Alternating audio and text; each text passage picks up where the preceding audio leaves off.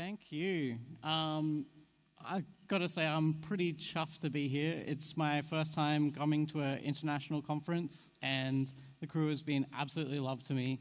But apart from that, I'm here to talk about software bill of materials, or SBOMs.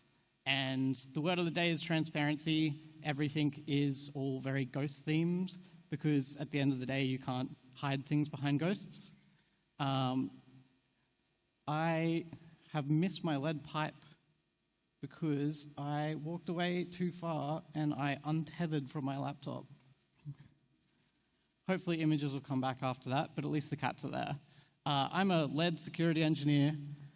I work at a company called Octopus Deploy. They're a software vendor that does CI/CD kind of stuff, which is quite relevant to the point of we had to go through the process of producing software bill of materials for our product because it is a commercial off-the-shelf. You can host it yourself. Also, you can take photos if you want, but ultimately I'll share a QR code if you feel okay with clicking on a QR code, which will have all of the slides. So when you're producing a software bill of materials, it will show out all of the dependencies your project is using. Ideally, all of the transitive dependencies as well, which is to say the dependencies of the dependencies, which goes the whole way to the dependencies of the dependencies of the dependencies. But ultimately, it's a way of showing full transparency of what third-party libraries your software is using. So it can kind of come out two ways. You're either showing off your clean laundry, or you're trying to hide your dirty laundry, in which case you can't really hide it anymore. So software bill of materials is not really a super new concept. Originally, the SPDX format came out, and it was more just around keeping track of software licensing. Like, you don't want to put in copyleft licensing into your software product, which is closed source, because that is bad. And CycloneDX from OWASP came on a little bit later, which is more focused around security specifically. They both had their own unique formats. I am a personal absolute hater of XML, which is what CycloneDX was originally in. But these days, SPDX is great for keeping track of security, and CycloneDX is also great for keeping track of licensing. There's subtle differences still between the two tools, but they're both available in JSON these days, so the tool supporting is way better. And they're so similar at this point that you can convert between them. Obviously, there is a little bit of information lost when you're converting between two things that keep track of things in different ways. But fundamentally, if you're having to work with software bill of materials, unless you have some real specific requirements, I don't care what format you use, because I can convert between them. So as much as I love JSON, personally more of a YAML guy, but I can't work out of that all day, every day. I do like my GUI web interfaces. So Dependency Track is a OWASP project, which is completely open source. You can Docker compose up, get it running locally, all very quickly and easily. And it gives you this like super great visual way of keeping track of all your dependencies. And if you look at this, you get the nice little green thing saying this software is up to date. The yellow, like, oh, maybe you're a minor patch behind. It can show up like an angry little red to say you're like major versions behind in your libraries. And similarly over with like the vulnerabilities, when we're keeping track of public known CVEs, it will also give you the nice little happy green or angry red, which managers and directors love to see. But it was also great just for that mental perspective of keeping track of things. We all know number of CVEs and severity of CVEs isn't this like magic silver bullet to say how vulnerable a thing is or is not, but it is a great indication. And if you are running lots and lots of software projects across an organization and you want to look at something from an organization perspective, this is a great way of not just querying individual projects, but saying across my whole company, as long as you're doing software bill of materials for everything, where am I running this specific library? If you wind back time to that big log4shell, log4j incident, if you were in this situation where you had a big Java shop where you're running Java everywhere, and you had all of these software bill of materials, it's like that perfect way to execute, to jump in and say, where within my company am I affected? So you can configure a bunch of really cool things in there based on your own policy. You can alert based on what kind of licenses are we using. It even goes into EPSS score, which is this really cool thing where it does a little bit of machine learning to say, yes, the CVE is this, but based on the past history of that particular project and the keywords in the description, it takes a bit of an educated guess, which is a great second addition to CVSS by itself. And yeah, it's great because you can set your own alerting based off this. So even if something's not technically a vulnerability, if maybe a package maintainer changes and they've put out new terms and conditions, which is a bit icky to you or something like that, you can set that as an alert within your company. So the big reason of why I want to talk about software bill of materials today, even though it is realistically a bit of an old concept, is because stuff has been evolving more recently. And I personally feel it's finally truly becoming relevant to everyone. So in 2021, America had the executive order they put out, which I believe was a little bit of a knock-on fallout, even though it was too quickly. It must have already been in the works from log4j. And you had a bunch of cool stuff in there, but then you still had this dirty, dirty word, should. So it's, you should do this. You should use software bill of materials. But if any of you have either worked with people in compliance or are in compliance yourself, you know that this basically means too long didn't read, I won't do anything. So it's a great step in the right direction, things are moving, but where is the must?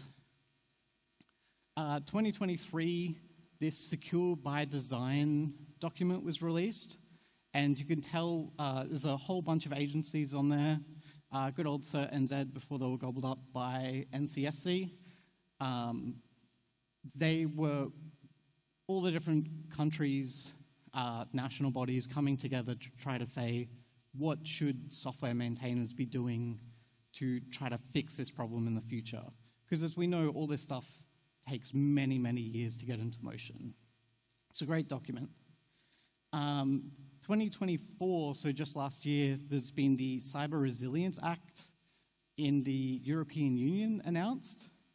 And for the first time ever, I'm super excited to say, manufacturers of products with digital elements shall, and we actually have a word in there that says shall. Oh, we're going to do it. It doesn't come into effect until 2027, but this stuff is actually going to matter, which I'm really excited about. I will annoyingly say, is if you look in the bottom right, you have this covering at least the very top level dependencies. So all that stuff I said about transitive dependencies kind of seems like it's kicked out the window, but again, this is like a step in the right direction. So the kind of questions that I want you to be thinking about and what you should be able to answer for yourself after this, every single use case.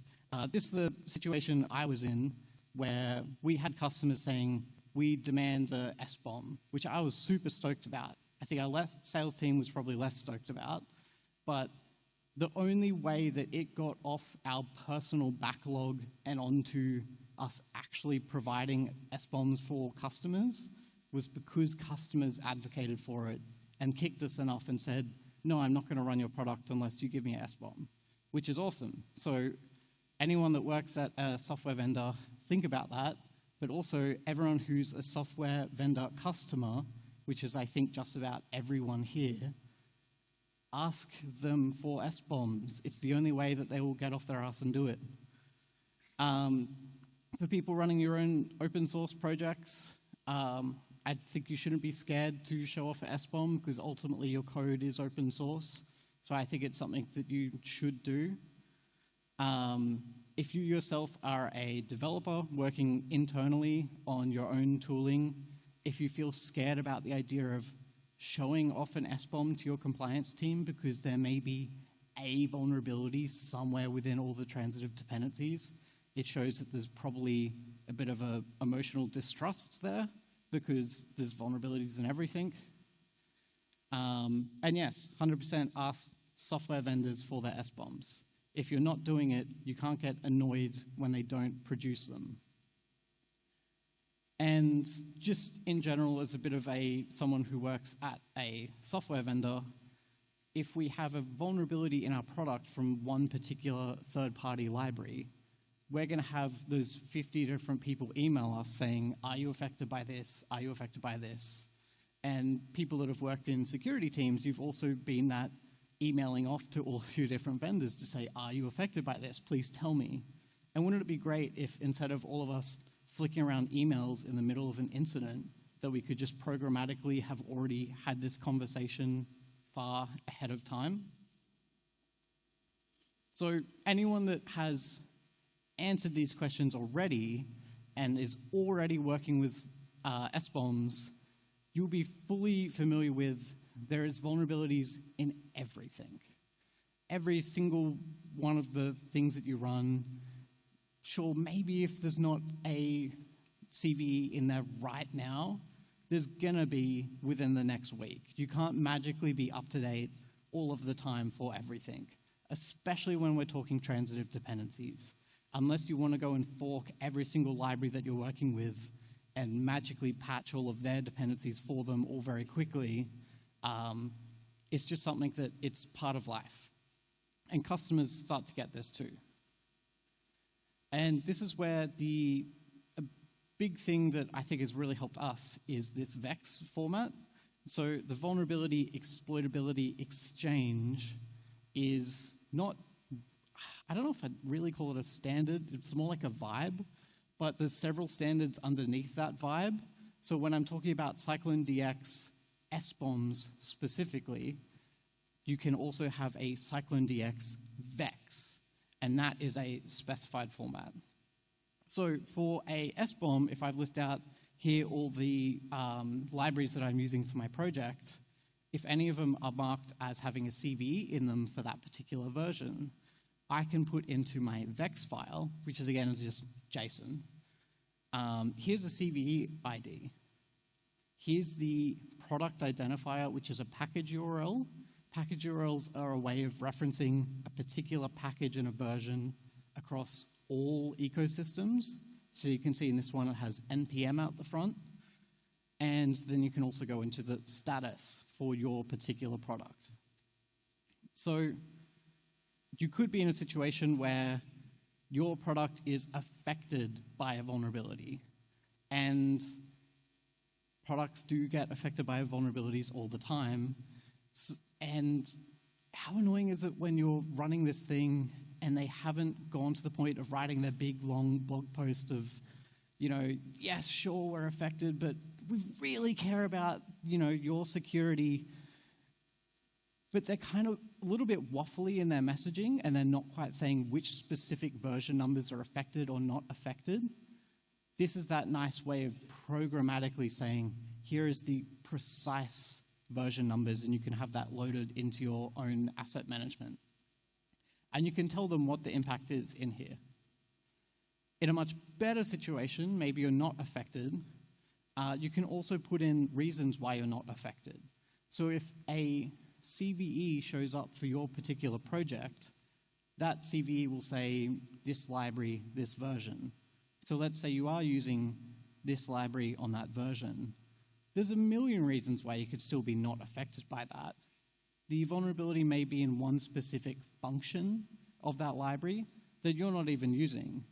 There could be the fact that the certain configuration environment variables need to be turned on before you're even vulnerable to this kind of thing. And this is a great way of actually communicating this, of saying, yeah, sure, we're running this library with a CVE in it, but it's not exploitable in our product. And having to have that conversation with a bunch of different people over emails is the kind of thing that will drive you absolutely crazy. You'll be non-stop working on it. But if you can put it into a nice programmatic format and share it out, it saves everyone a whole lot of time. And finally, in Vex, there's this optional section at the end, which is vendor response. So this does cover those situations where that product is no longer supported, we stopped selling it 20 years ago. You can do that, will not fix, please stop emailing us. But you can also do the like, yeah, sure, we're affected by this vulnerability and it's really bad, but you should update to this specific version. Or if you wanted to get out of Vex before you even have an update fully available to customers, there may be a situation where there is a workaround available, or you really don't want to be in that rollback situation, but if it's that bad, this is how you can tell your customers to roll back. So again, Dependency Track has that nice, pretty GUI interface for Vex. So all that stuff of typing in those extra details, selecting from the little drop-downs of, yes, we're not affected, this code is not reachable, and then you can suppress that so that vulnerability doesn't show up for your project anymore. So it's a great way of tracking it. It does create a bit of an awkward thing for if you produce a new version of your project, is that version guaranteed to still be unaffected by that vulnerability? So it kind of has to create this thing of how often should you review your Vex? Ideally, vulnerability shouldn't exist within a product for a long time, so this should not really be that necessary. But as far as Dependency Track is concerned, if you produce a new version of a particular software package, who's to say that it's not now vulnerable? Maybe you weren't using that exploitable function before, but maybe you are now. As far as the way that I'm personally handling this, at Octopus Deploy, we're not copying Vex forwards to minor or major versions for semantic versioning, but for patch versions, we will copy that forward, which is ultimately like a judgment call that's risk-based for us, because someone could always do something dodgy in a patch, but I'm quite confident that that is not happening. And Dependency Track out of the box doesn't give you any of that support, so that's extra scripting we had to do. So, time for the spooky part. I want to get hands-on and technical for all this stuff. So, spooky. If you're running Node.js, it is very spooky because, who's to say what kind of way you are installing your packages? There's a million different ways. But if, for example, you're using pnpm to install your Node.js dependencies, one of the artifacts created from that is a pnpm lock file. And that will have all of the details of here's the hashes and the versions of all the libraries and all the transitive ones. It's great. But if you are not committing that to Git as part of your normal build pipeline, for example, and then you buy some fancy software composition analysis tool and point it at your Git repo, who's to say what versions are actually running in your built, finalized project? You can't just magically point it at a Git repo and ask what's actually running in runtime, because you kind of need to jump more into the build time to find out when that pnpm lock file is being created. So this is a little snippet of what the lock file will look like as well. And you have this concept in Node.js of dev dependencies. So if you're messing around and testing this stuff locally, you may have a bunch of extra dependencies which don't make it into the final build when it's actually running out there in production. So arguably, you should not put your dev dependencies into your SBOM. At the same time, if, say, one of those dev dependencies were compromised themselves in their own build chain, and that had an info stealer installed on there, you still do want to know about it because now people are stealing information for all of your developer machines. But technically speaking, if customers are then running that, they are not affected. So it's still this not completely clear thing of how you should run it. So are you including dev dependencies in the SBOM that you're supplying outward to other people? And if you do include dev dependencies, it's going to multiply the number of packages you have by several orders of magnitude. It's not uncommon to see Node.js isString included as a third-party dependency, which is absolutely bananas to me. If you're working with something else, say Python. Python, again, we have all these different ways of installing things. If you have a requirements file for Python, you're installing stuff with pip, it'll look probably something like this. I'm pretty confident this is using request 2.27.0, but I have no idea what version of JSON 5 it's using. And Redis, it's probably at least that number, but it could be something way higher. And again, Python, someone could just put this on any runtime, and it's going to use those libraries there. So it's very, very dependent on where is this running. I'm not aware of heaps of Python commercial tools. I don't think this is a huge problem for people running Python SaaS COTS applications. But as part of pip, you can freeze your requirements to keep like a current state of everything. And again, that does have to be within build time, but it's very dependent on the OS. So for requests specifically, we know it's going to be running that version, but otherwise you'd have to look at where Python itself is running. Time to my white whale, which is .NET, which has been where all of my pain and suffering has gone.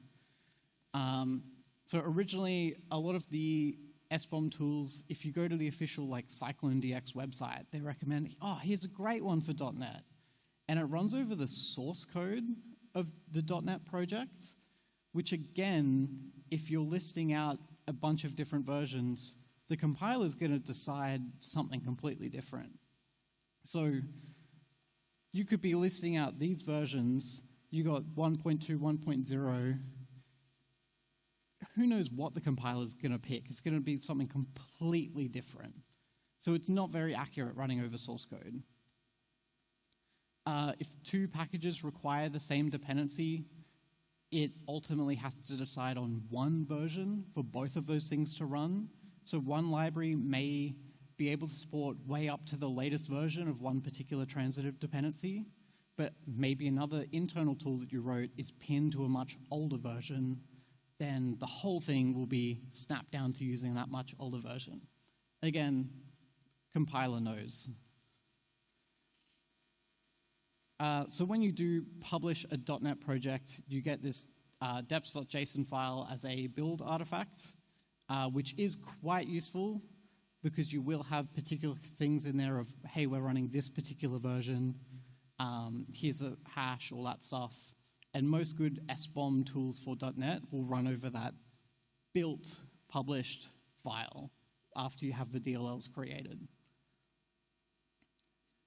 A few weeks ago, there was a quite spicy CVE in .NET, and I thought, oh, this will be like the perfect example of why SBOMs are so great. But then this CVE was in Kestrel, which is part of ASP.NET Core, and all SBOM tools will take any of the runtime packages and just completely boot them out. If you look at like the deps.json build artifact, it'll list a completely wrong version number because ultimately .NET is portable to the .NET runtime where you're running. So who's to say that your built and compiled .NET is running this particular version of Kestrel, because if you chuck it on a Windows server over here with an older version of .NET runtime, it's something completely different. So it creates this whole mess of, as far as I'm concerned, here's a really bad vulnerability in .NET, which our product itself leans on that library, but it's not in our SBOM because it's a runtime library. And then .NET has this whole thing about you can publish as a self-contained package, which then does take a snapshot of those runtime libraries and puts it into your project. So even if the runtime is older, then you can have the newer version or vice versa inside of your project. So it creates a lot of annoying nuance of, as far as Microsoft's concerned, they'd initially said just patch your .NET runtime, but then they have to add in little exceptions to say, unless it's a self-contained .NET package, in which case that will do absolutely nothing, and you have to update the package itself. So there's a lot of nuance for each specific language. If you're working with something like Golang or Rust, a much more modern language, I have nothing to talk about. They're amazing. Modern languages, they have great support. You don't have to go through any of this pain. They're great. I've messed with lots and lots of SBOM tools, and this is ultimately the one that I've landed on that I'm happiest with. It is backed by a commercial company, Aquasec, which do provide some commercial services, but their CLI tool, Trivy, is a Golang completely open source tool, which is why I will definitely advocate for it. And part of what I like so much about it is it supports lots and lots of different languages, but it can build into your pipeline very nicely. So, little snippet of GitHub Actions. If you don't know GitHub Actions, just ignore it. If you do, pay attention to that bottom left one. No, sorry, that's Upload Artifact. Top left one. They also publish a Trivy action, which is just a GitHub action passed into their CLI tool. And if you just point it to the right file during your build time in your GitHub Actions, it will generate you a SBOM. You can use Upload Artifact to put the SBOM into the GitHub action runtime, run build as a artifact, which is a great way to store it. Personally, I upload everything to dependency track, and everywhere I've looked, you had to manually script some stuff to take your SBOM and put it up to dependency track. So I have put out a upload SBOM GitHub action. You're welcome to fork it if you want, because it's all public. So those three things together is a nice, very put this into your pipeline, generate a SBOM, upload it to dependency track. Linux and Docker, you can create operational bill of materials, like what OS packages are you using for your particular Docker containers. It is a great way if you're talking more about containers themselves. Like if we're talking more about that Python example, where it's a lot more dependent on your runtime, it's much easier if you're working with Docker. But if you're not working with Docker, who knows what your runtime is. Sales teams, it was really hard for them because most of our customers weren't used to receiving SBOMs. SBOMs were not really normal for us. Software composition tools, you would think just saying package name, package version, there'd be no false positives, but there are. And the thing that our personal sales team really struggled with is the customers that were already working with SBOMs were really used to SBOMs, and they understand that everything does have vulnerabilities in it. And when we come to them and say, hey, here's one CVE that's low and came out within the last 2 weeks, they're like, wow, that's awesome. But our sales team was freaking out going, oh my God, a vulnerability.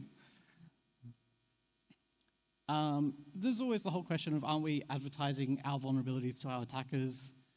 I don't know, your mileage may vary. We personally produce a container that we put on Docker Hub, and it's all written in .NET. So we're kind of, it's all out there anyway. But maybe it's a little bit different, but it's a conversation worth having. So what's the takeaway from this? If you're buying stuff, ask them for an SBOM. The worst thing they can do is say no, I swear. Generate SBOMs for your personal projects. Even if it's not a work thing, it's very easy to add in. It's a good experience. If you're working with Docker, it does not hurt to create SBOMs for all of your containers. Dependency track is really great for keeping track of all this stuff, and Vex is a nice programmatic way of handling that communication outwards to other people for what you're affected by.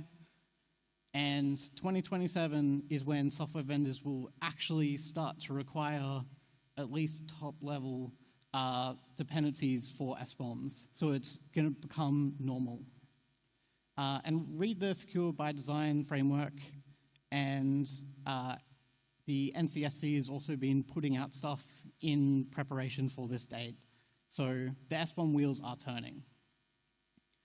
So thank you so much for coming out, and look at how cute my cats are. Thank you.